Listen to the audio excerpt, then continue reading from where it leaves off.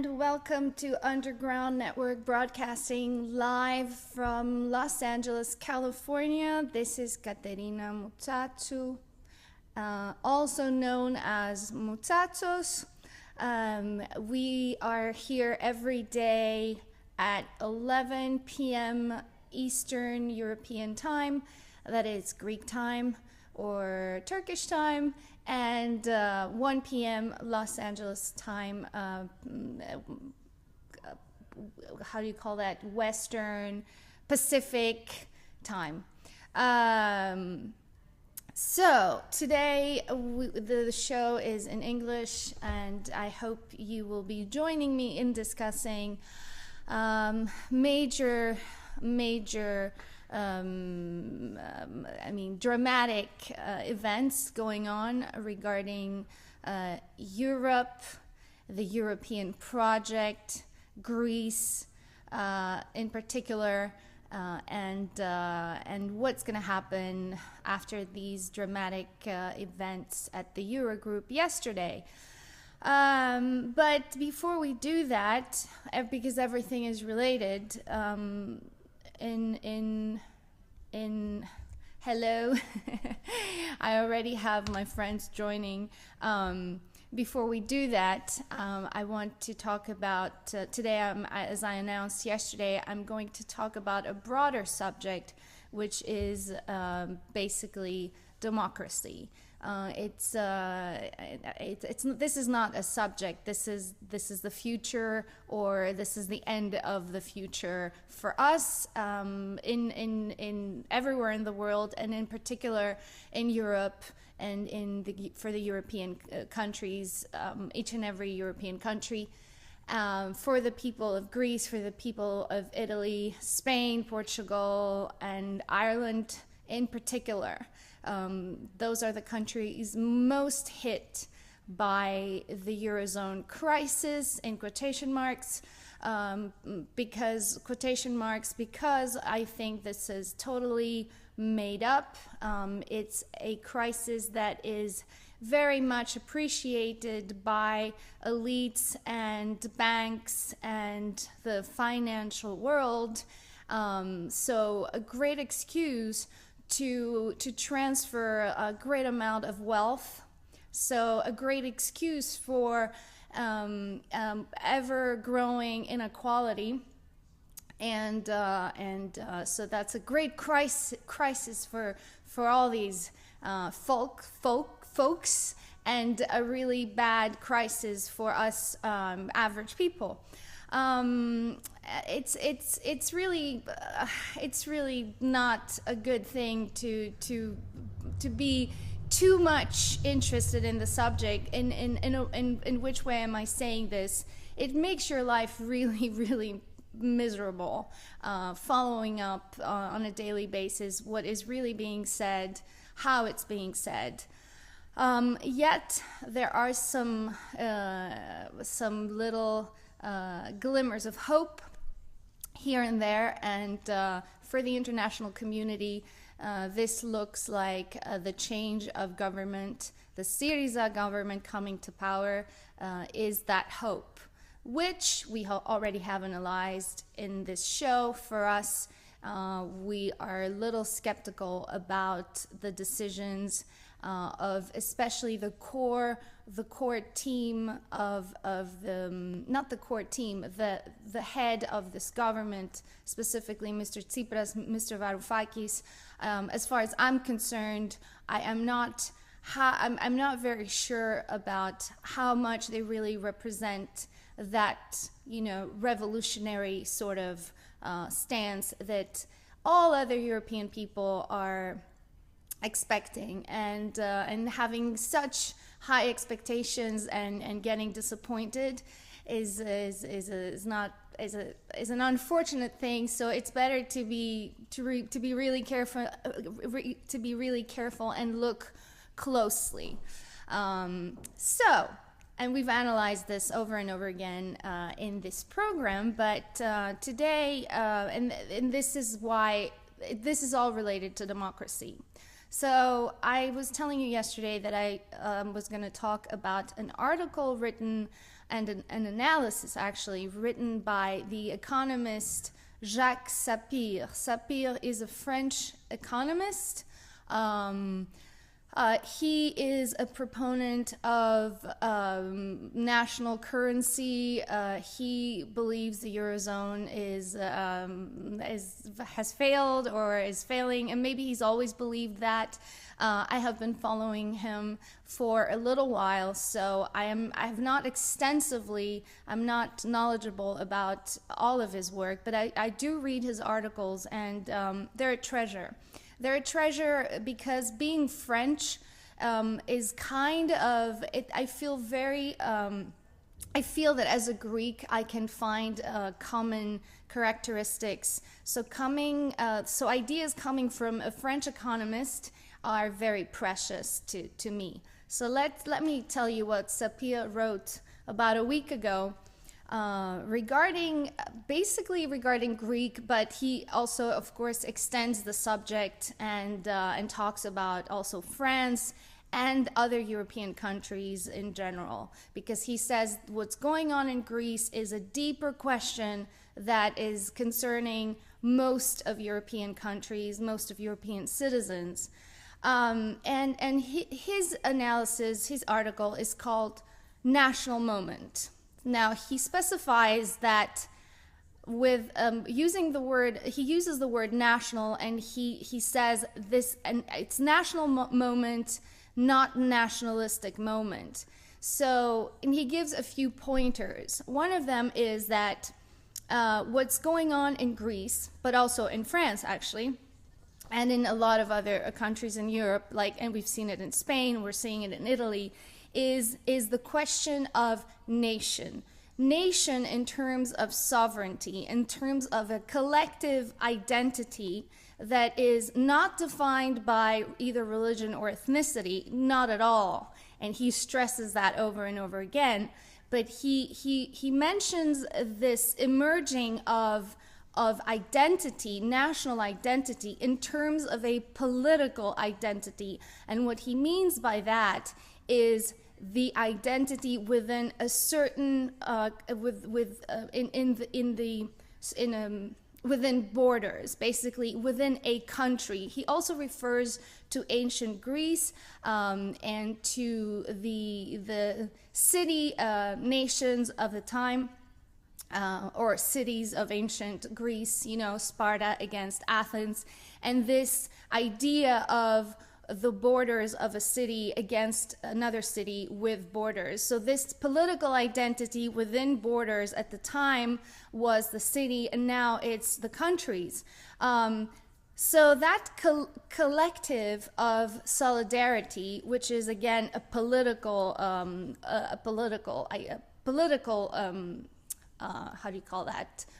identity, exists within a given territory. And that's very important. Why is this important? Because we are in a Europe that has Schengen, so no borders, we have free movement, and we all love that. I mean, I'm the first one who can say that, because as a student back in the 90s, it was amazing to be able to travel from Greece to France to Italy, and just basically, at the time you still showed the passport, and later on with the euro you even stopped showing the passport. So it was that free movement was great, especially because as a child you didn't have the free movement, and so you could feel the borders. So as great a feeling as it may be, in terms of a political identity, and this is very much related to democracy, and we will see why, borders are a tricky question right now. And so we have those two forces, which is the European Union and the treaties and the laws, and then the countries and their national governments elected by the people within the borders of that specific country. And it looks like, and this is what we saw in yesterday's Eurogroup and in the two Eurogroup meetings of last week, we have a clash of those two forces.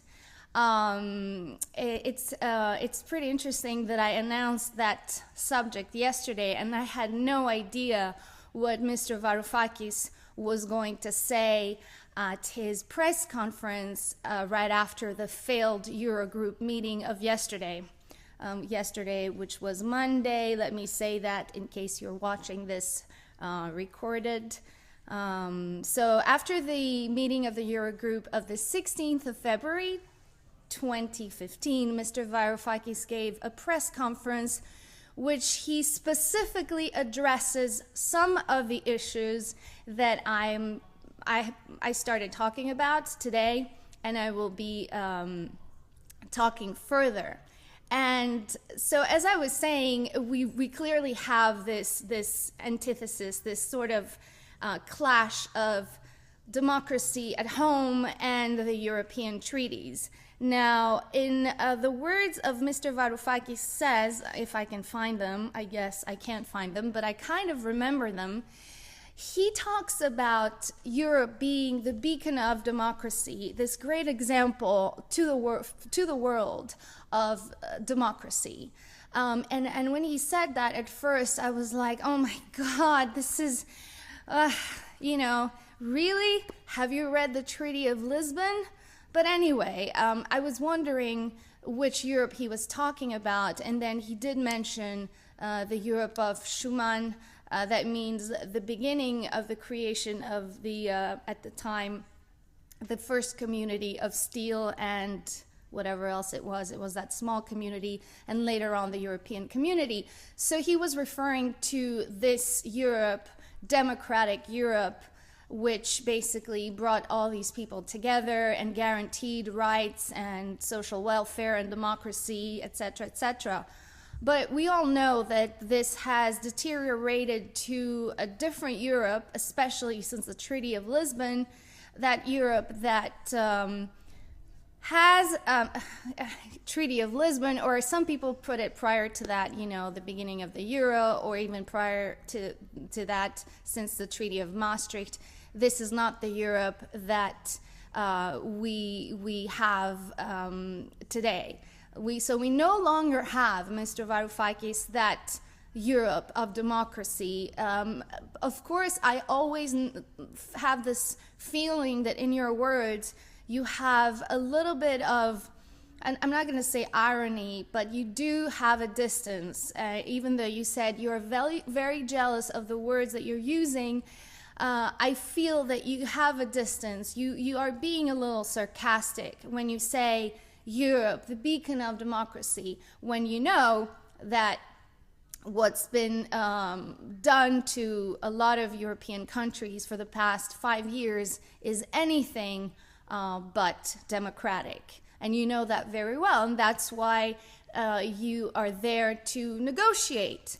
So, but anyway, behind your words and then that slight sarcasm, which is actually very much needed, and I'm absolutely not against it, but yet still you talked of democracy, and you said we have this Europe, democratic Europe, the beacon of democracy, but we also have the democracy at home and the people who elected us for specific reasons, which was, I'm going to talk later about why people elected you, because you have also shifted from the reason why they elected you. But anyway, let's stick to the words right now. So you said the beautiful thing you said is about this medley that one has to do to merge all these different opinions together. And that's the beautiful thing about democracy. So, I mean, there's a nice thing about this medley, if you can do it, but here we're talking about contradictory, opposite interests. So I don't know how you are going to marry those two. But you definitely pointed out, and that's a good thing. I don't know if you did it on purpose or not. You did point out, you did stress the fact that democracy at home in Greece, so within the borders of Greece, within the confinements of a country, does not match democracy in Europe.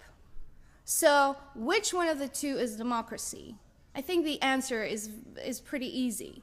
But you kind of solve that issue by talking of meddling those two together. So I wonder how you're going to do that, because so far your medley is shifting from your promises of 70% or 50% haircut, that's what you were saying prior to election, to we want to keep 70% of the conditions of the memorandum, and just throw away the 30%. So that's a big difference. You were not elected to keep the 70%. You were not elected for that. But anyway, so you changed your mind about this. And also, you offered to the European Commission, to the Eurogroup yesterday, you were like, if only those 3 words that you wrote were not there, Mr. Dijsselbloem, because, you know, we're comparing drafts here, draft number 1, number 2, draft number 3. Basically, your problem between Moscovici's draft and the draft that you received from Dijsselbloem, which you rejected. In Dijsselbloem's draft, there were the 3 words, continue with successful reforms. So, sorry, extension of successful reforms or extension of reforms, either of the two. So you don't want the word reforms and you don't want the word extension of reforms, but you do want extension of bailout, and you don't mind extension of the current budget, which you promised to keep intact. Now, what is the difference between the two? Nothing. There's no difference. Because if you keep the current budget, which is the budget that was drafted by the European Commission under the previous Greek government, which you were rising against, and that's the card you were elected on, if you keep that budget for 4 months or 6 months, which is what you're saying, and you were ready to sign right then and there is no difference between this and the fact that reforms will continue. It's the exact same thing. The only difference, and that's why the Germans, I believe, are so adamant, is the Germans don't like to be contradicted or to show any lighter stance to the slightest. They don't want that, because that's going to give Italy, Spain, Portugal, Ireland, the people of Italy, Spain, Portugal, and Ireland, ideas. And if Greece owes, even the French people, by the way, who have already ideas in their head. So, and the fact that Greece owes a couple of 100 billion or 300 billion is nothing compared to the trillions that other countries owe, like France or Italy, I believe. I'm not sure about the numbers, but if you add them up, they're trillions. So we're nothing, but we're this example. So this is the difference between the two drafts had no difference in practice, but for the Germans, it is a moral thing. It's a moral, it's their way of showing this is an example. They want to put Greece, set Greece as an example not to follow, so they're not going to back down on anything. Moral, moral in quotation marks, because this moral thing about Germany has taken dimensions that are inhuman. So this is the whole thing. These are not negotiations. These are not. These are anything but negotiations. We've seen a lot of reports, a lot of articles talking about, oh my God, the Eurogroup had a paper, a draft issue, a communique before it even started. How is that possible? Well, simply because everything happens outside the Eurogroup. Everything has already been agreed, and it's all about the wording. And then there you have two drafts that are in practice almost identical, The only issue being a slight difference in the spirit of it, and that spirit is not in tune with the German spirit. The Germans don't want anyone don't want to show any flexibility to anyone, let alone Greece, but they don't want anybody else to get any ideas. So they're sticking to this is it. You either take it or leave it. On the other hand, as much as this is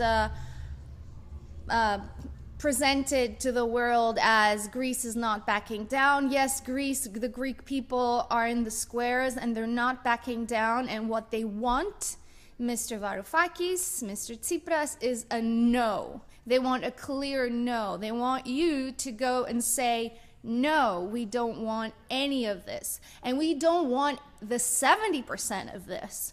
Are you kidding me?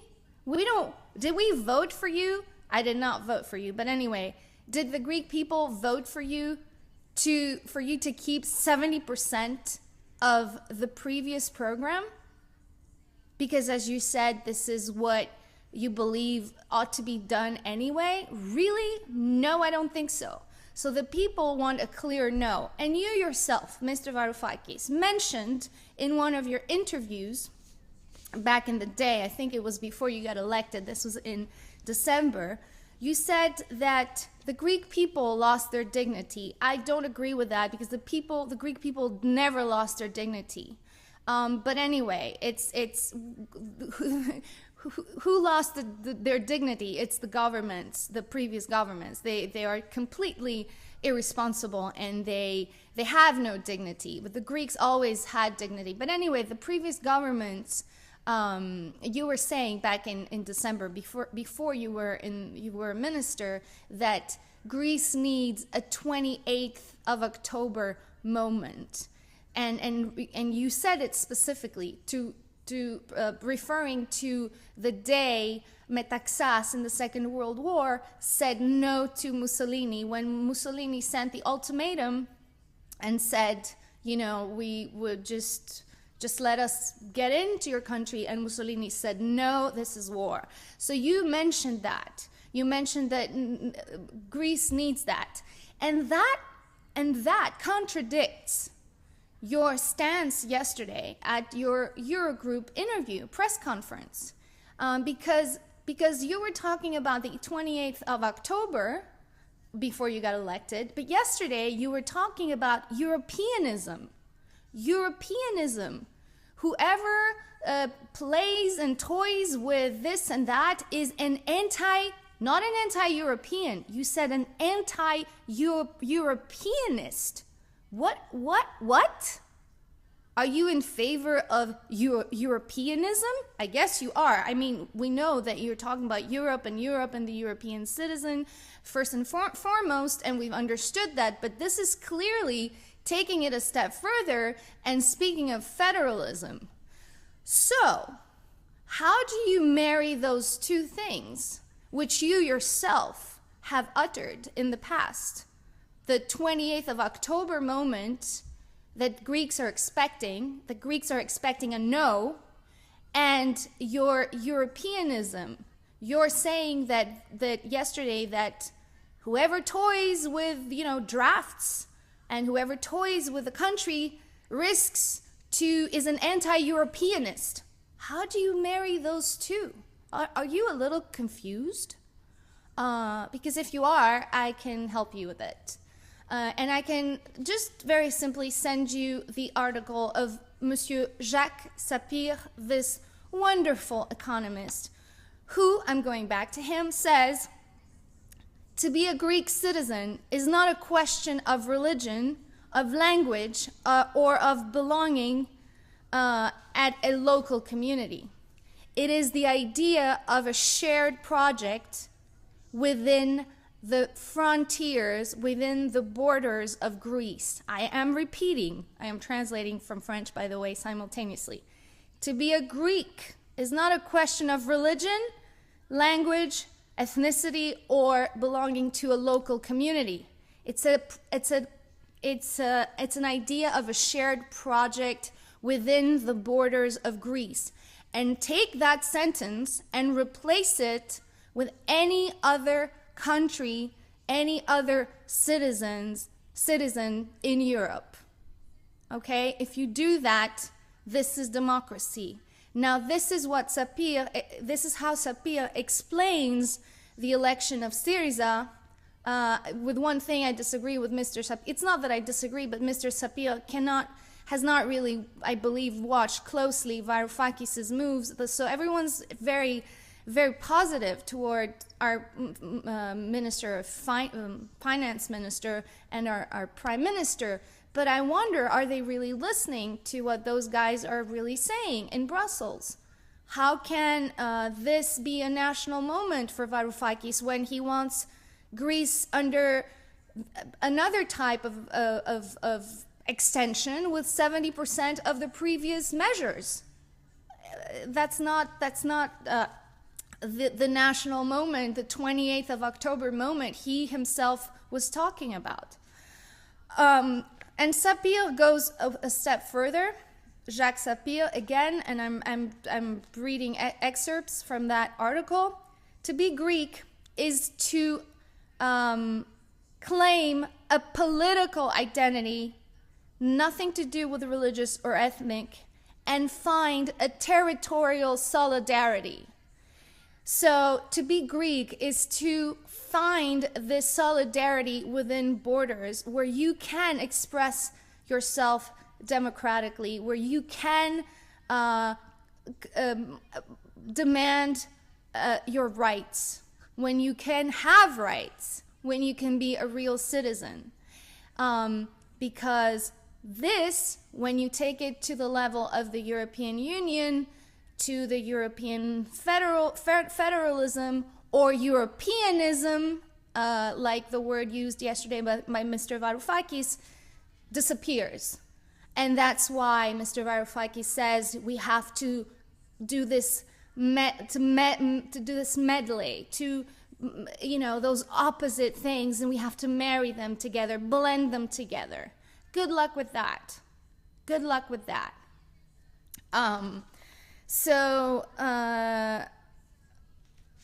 What is the two things that are really at stake here? We have the sovereignty of a country and the democratic will and the will of the people, and we have a technocratic, non-elected federal level. These two are hard to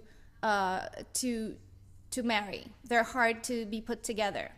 And to just finish it all up, and this is sort of, you know, I'm trying to make a sort of a expose of a lot of things that I'm reading and trying to gather them together against, you know, my central thought of what are we really going to defend? What are we defending here?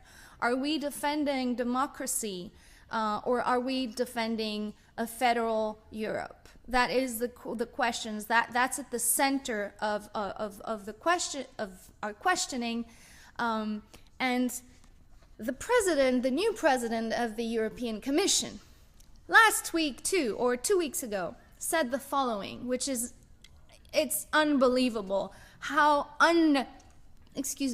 unnoticed this this just went. He said, there can be no democratic, I repeat, there can be no democratic choice against European treaties. What does that mean? There can be no democratic choice against European treaties. That means he doesn't recognize any democratic will of any people. He only recognizes European treaties. So for him, if the people of Greece or the people of Italy or any people of Europe want something for their country, he does not recognize that. He considers that to be anti-democratic in a way, because he considers the European treaties to be the only democratic institutions that he recognizes or that the European Union recognizes. So that's a pretty serious statement here by the head of the European Commission, that there can be no other choice, no other democratic choice outside basically the European treaties. So you're either with the European treaties, which we consider that this is democracy, or not. We don't care about your democracy at home. We don't recognize that. Okay, that's pretty clear. And I wonder what Mr. Varoufakis has to say to that, because I'm very torn between his body language and his his statements. I really don't get it. I think he really does contradict himself, because I really think he does have a dilemma. Who knows what the end of this is going to be, but you can't be talking about pride and the Greek no of the 28th of October, yet talk about Europeanism and how we can marry those two. Unless Mr. Varoufakis has undertaken this great maybe this is his idea that he's going to change Europe from within, and he's going to change all the treaties and the functions of Europe, and he's going to change the Germans' mind, and mainly the Germans' mind. I don't know what's on his mind, but if he thinks that this is possible with a bunch of technocrats who are not particularly smart, if one reads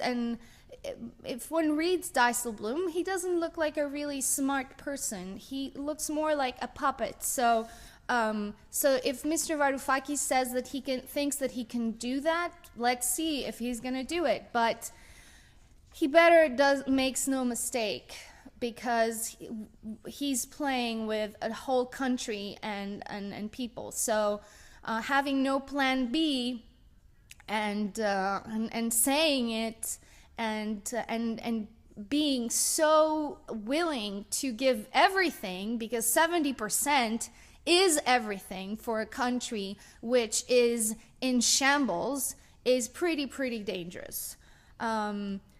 Let me take this to one little step further, but I'm going to talk about this in one of the next programs. Why are borders, except for the political identity that we've been talking about today, why are borders important? Now, there's this leftist view of the internationalism, which talk about, everyone being one and everything. And yes, of course, everyone is equal. We are all one love, power to the people. People are the same everywhere. Absolutely. Yet, this is being taken advantage of by whom?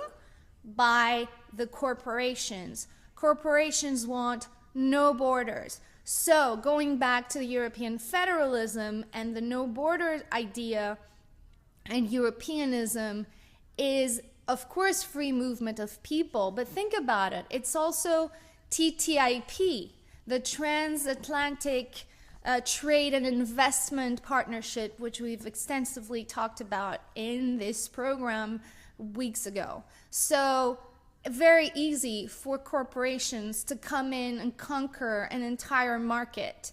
So, the borders have to play a political role again, protecting the solidarity of a people within borders. It's very important. This is how you protect local economy, small and medium enterprises.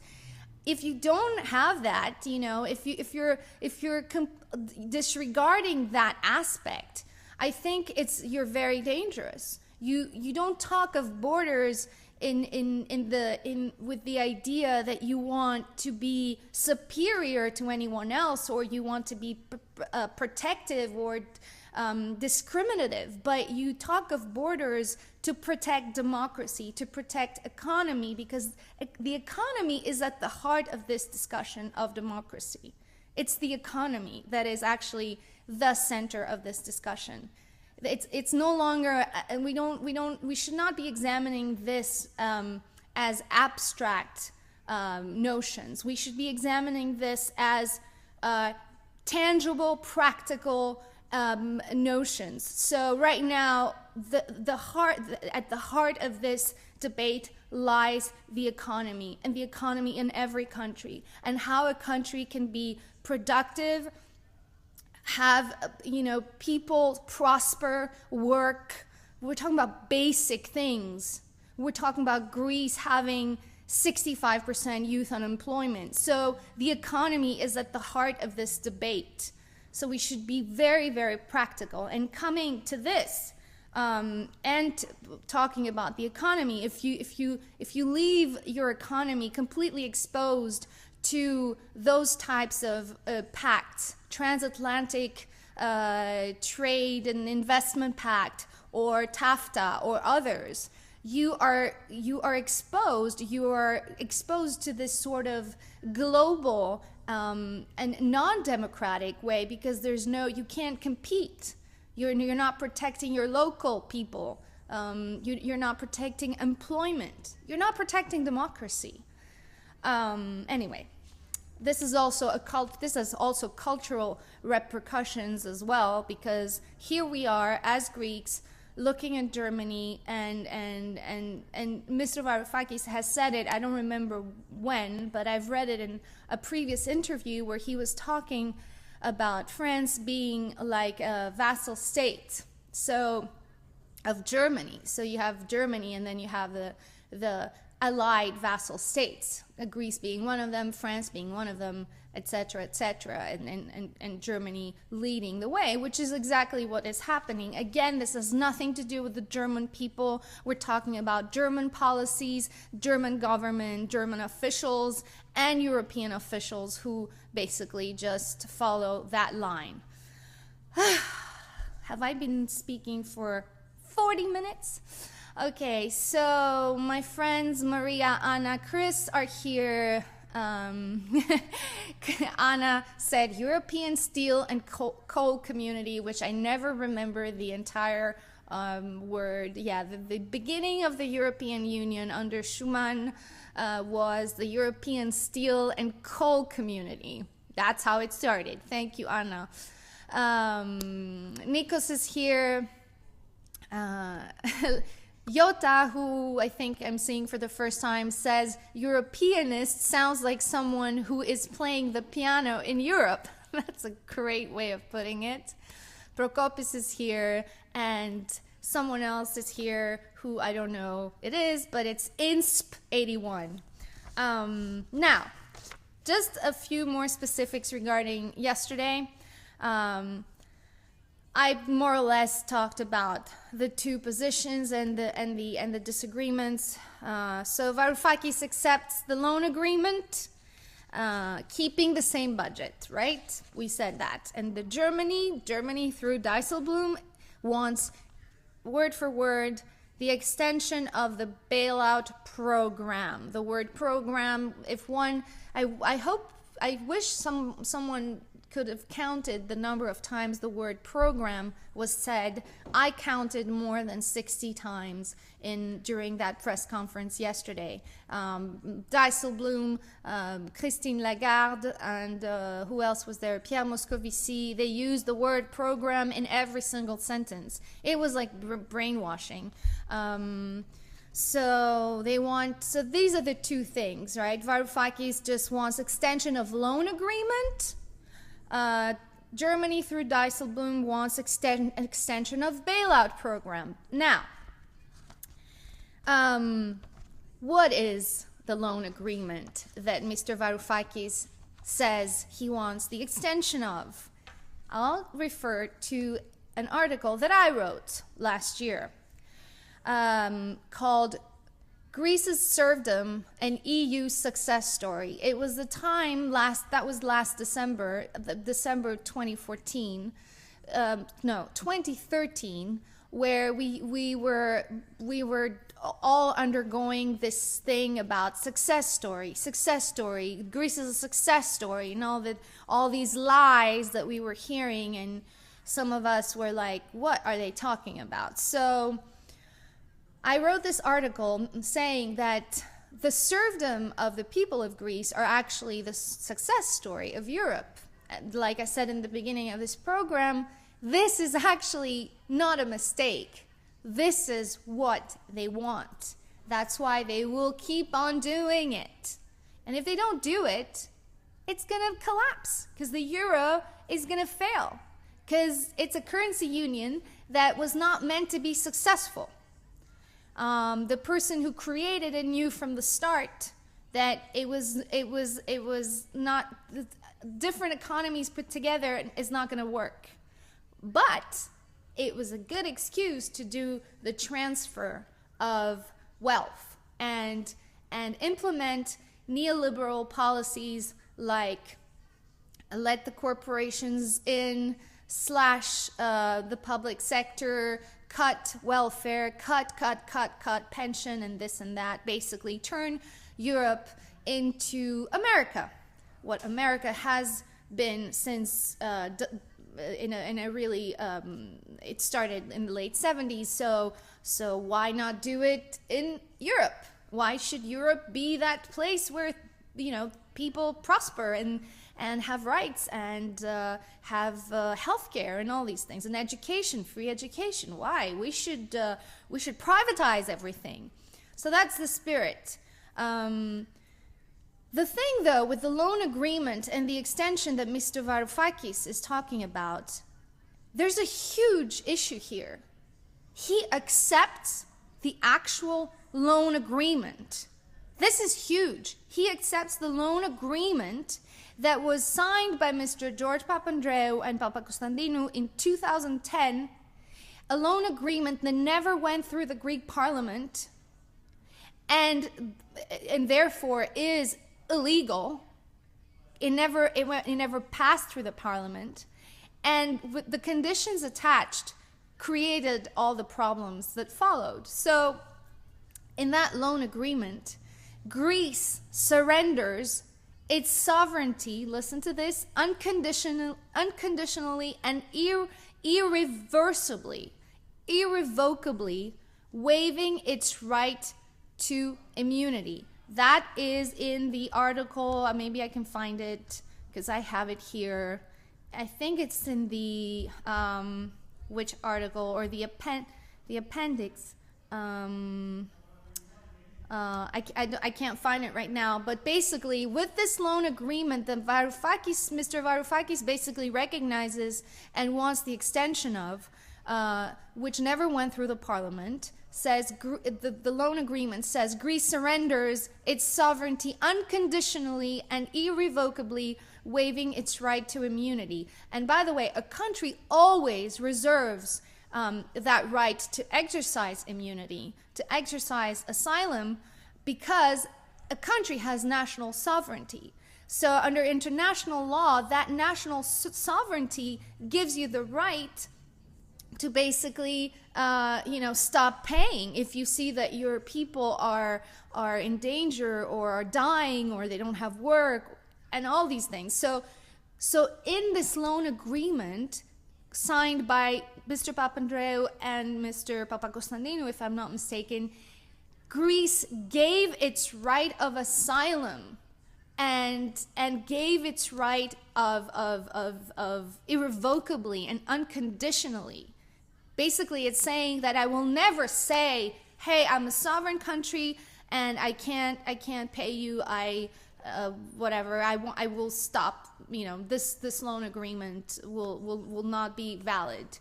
So under some experts, some scholars, Greek constitutional law scholars, this is not only unconstitutional, but can be fought under international law and can be reversed. But it's sad that Mr. Varoufakis, who belongs to Mr. Tsipras's government, and who supposedly was going to reverse all these measures, recognizes the loan agreement. So this whole thing is basically a big disappointment. Anyway, let me go back to you guys, because this is tiring. Argyris says hi to our dog, who is not here. Actually, he is here, but he was sleeping the last time I saw him. Maria says that you want them to privatize their asses, okay? Insp81 says that I speak the truth, and calls me a patriot. I like this word. We have to reintroduce it into our vocabulary. Bad people have hijacked the word. We people should use this word without any complex and with in the spirit of Jacques Sapir's analysis that a political identity within borders is a democratic way. It's the only basically democratic way. A political identity of solidarity within borders of a number of people, not discriminated by race or religion or ethnicity, just people living in the same borders, in the borders of a country. And that is very, very profoundly democratic. He uses, again, the word national moment. You can call it patriotic moment, which I also prefer, even though, you know, the word national, again, in the patriotic sense is a very, is not a bad word. It's the word nationalistic extremist that is absolutely unacceptable and to be rejected. One last word about this, which I wanted to mention earlier. We talked about the country versus the federal Europe and the clash of those two different ways of basically. This is the big dilemma right now for the European citizens. And when I say European citizens, I don't mean as a whole. I don't think there's an entity, at least culturally, called European citizen, but there's definitely everybody who belongs to the European Union has on their passport written European citizen, Greek, and then Greek citizen. So what's very interesting with what Jean-Claude Juncker said, about, if you're outside the European treaties, basically we don't recognize any democracy. This is what he said. Again, I'm reading the sentence. I will never get over the sentence. I will say it in French. Il ne peut pas y avoir de choix démocratique contre les traités européens. There can be no democratic choice against European treaties. So basically just whatever you want to do, say that expression. I don't want to be vulgar today, but there's a Greek expression for that. I'm not going to say it. He basically just said, tell us, go F yourself, because the only democracy is European treaties. If there can't be any democratic choice against the European treaties, and basically we are confiscated our sovereignty, right? We're as a country. What is the result of this? Let's say this is happening, which it is, and this is the way we go. We don't claim our sovereignty. We don't become the masters of our own home. What is the consequence of this choice? So except for this confiscation of sovereignty, because we give it away for this greater power called the European Union, and it comes with the Eurozone as far as Greece is concerned, and the Euro. And this is the reality that we live in. what we will be observing, and we are observing culturally, is the idea that we are communities. So we will no longer be recognized exactly as countries, but as communities, like big communities. There is the Greek ethnic community that lives like somewhere over there, and basically we will be large, will be states living within a federal Europe, and we will probably start going back and forth like we already do. We know that a lot of people are leaving Greece to go to Germany, and other people just going back and forth, and this is going to start meddling. So we're just going to be big, large communities, and this is the can you say that, communitarian sort of vision of Europe, rather than free sovereign countries with a democratic will and democratic expression. So you tell me which of the two Europes you want. I think I clearly expressed which one I want. I'm very, very happy to see there are voices like the ones I referred to today, Jacques Sapir. Again, this is a chance to mention again the economist Bernard Maris, the French economist who was friends with Sapir. They co-wrote a book, who was murdered at the Charlie Hebdo meeting that January 7 of this year. So Bernard Maris and Jacques Sapir were very close, and even as I said, wrote a book together. And I wanted to remember again today Bernard Maris, who was a fervent proponent of Greece exiting the euro, who was critical of the euro. He was a member of the board of the Banque de France, and was that voice of opposition in France against the policies applied to France and against the euro, basically. And he had a weekly column at Charlie Hebdo where he was talking about Greece every single week. So me mentioning Jacques Sapir today would be it would be a big mistake to forget Bernard Maris. What else? Oh, so let me read some of the messages and I will let you go. But where are they? I can read them here as well. Somebody's saying, what is this? Don't forget, people, to share. Maria is suggesting to everyone that they should share. Thank you, Maria. Maria is always sharing my tweets, especially when I'm ready to go online, and this is very nice of you. Prokopi says, who knows how much money the members of the German parliament are getting under the table to support the wealthy funders for defending and legalizing their interests, their interests and profits and so on. Everyone in every parliament is getting money under the table. This is, I guess, a common practice in today's political world, and this is not only in Europe, this happens in America. You probably have heard of the Koch brothers here. They're ready to throw, I think, almost $1 billion for the next elections. That means basically buying the entire election. You know, money is, in America, it's called lobbying. In Europe, it's called lobbying as well. It's done through the European Commission with all those think tanks. They have many ways of doing the dirty work. And the money under the table is, I guess, an old way.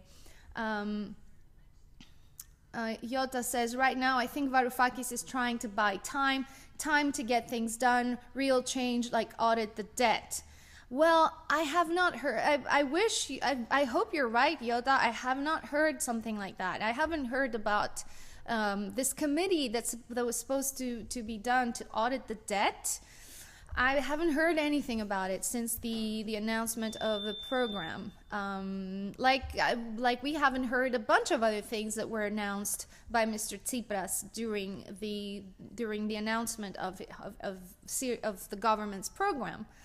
Dimitris is saying, if nothing is hidden behind all these things, then we can say that Varoufakis is trying for the best solution.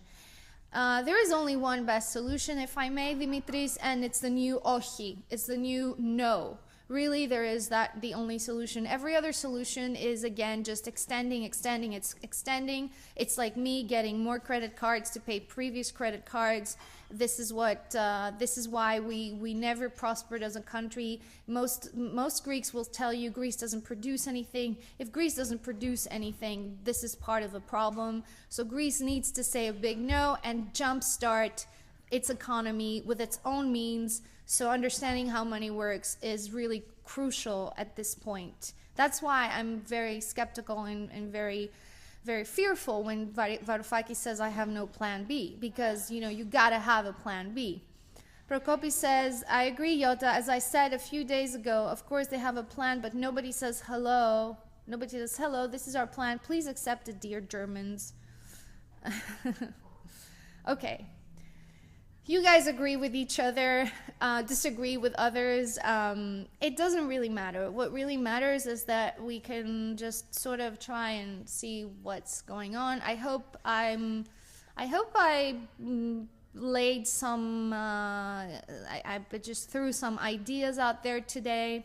The most important being, we should really know what we want to. We should know what we want, what we're defending, and I really hope you're going to go check Jacques Sapir's entire article, because I only just mentioned the big lines, but I think it's refreshing, and it's kind of clarifying any sort of confusion that we can get ourselves into if we're being accused of not thinking of the other peoples of Europe, being selfish and all those things. Is that this article has all the elements one need to really fight back and give an answer with democratic arguments and with historical arguments, how you can have a democracy, what is democracy and what isn't democracy. So that's it. That's it for today. I end up doing a 1 hour show, I guess. This is more than I was intending in the beginning, but it's totally worth it. Let me read your last messages. Regarding the auditing of the debt, they said that they intended to do so before the election win, but perhaps it's not the right timing to do that. No. Okay.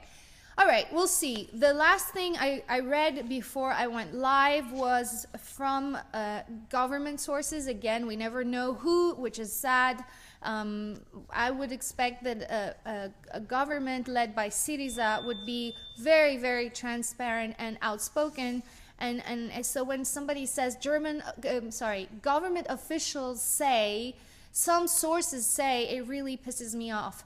Just come out, say your name. Who are you? What are you saying? Anyway, I was just reading an article by Keep Talking Greece right before I went online, and it just saying that Greece will request a 6 or 4 month, whatever. It's a 6-month extension of the loan agreement. Please note, not the bailout program, but the loan agreement. We're playing with words, even though we know that one is tied to the other, until August. August is a good 6 months, I guess. The original thought was an extension until May, but the Athens decided to make gesture of goodwill as the EU partners wanted a 6-month extension. So those, and they have the main, Keep Talking Greece, this blogger points out the main points of Greece's request, which I guess will happen tomorrow. Commitments to no measure that will burden the budget, but we're keeping the same budget. Continuation of the funding, so it's basically to get the money, right? That's all. So we want more money and we don't want any conditions. Okay. I don't call that pride. I don't call that a 28th of October moment, excuse me. Third point, important keywords. Important keywords is the third point. Bridge, expand, and amend. They need to put those words in there. Why? to save the face, I guess. Fourth point, measures against the humanitarian crisis. So this is, I guess, charity, not solidarity. I don't like that. By the way, there's a difference between the two, and I will be analyzing that at another time. And lastly, changes in the labor market that will not burden the budget. Any changes in the labor market should burden the budget. If you stick to what to your announcement, to the declaration of your program in the Greek Parliament, Mr. Tsipras, if you want to make changes in the labor market, they will affect the budget. But and I think that's where the problem lies. That little vacation that Mr. Varoufakis is asking for, the euro is going so bad, the eurozone, that Germans can't allow it to happen. There is no margin for any of this. Things are so bad, and that is the whole point. Okay, it's past my hour and past your bedtime, I guess. Okay, let me read those last messages, and I promise these are the last ones. Prokopis says, still can't stand you. You can't stand me? Prokopis, you're getting better at this, smarter, I think, too, and not to mention prettier. Oh, thank you. I don't know if I'm getting better, but the thing is, I did have a lot of anxiety in the beginning, and I'm getting used to the fact that, you know, I'm gonna make mistakes. I'm trying to be more relaxed. It doesn't matter if I make mistakes, if I'm babbling, if I'm losing my words. So I think I relaxed, and it's fine. Chris is saying, very good job, take care, good night. Okay, thank you. I like when you start saying goodbyes, because then I don't feel bad about leaving you. Glad I stumbled here. Oh, Insp81 stumbled here. I thank you for stumbling, and come back and share and spread the word. We're trying to spread the word organically more than anything.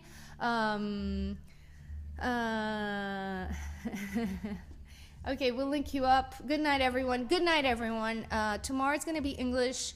Thursday, Friday is going to be Greek. There is a high chance that we have a guest tomorrow. I would rather not announce it because I haven't heard from him. I want to make sure that he will be able to make it, that he doesn't have any audition, but it will be nice if we have a guest. It'll be fun, enjoyable, and of course we will sort of talk politics, but it's going to be lighter and not as heavy as today.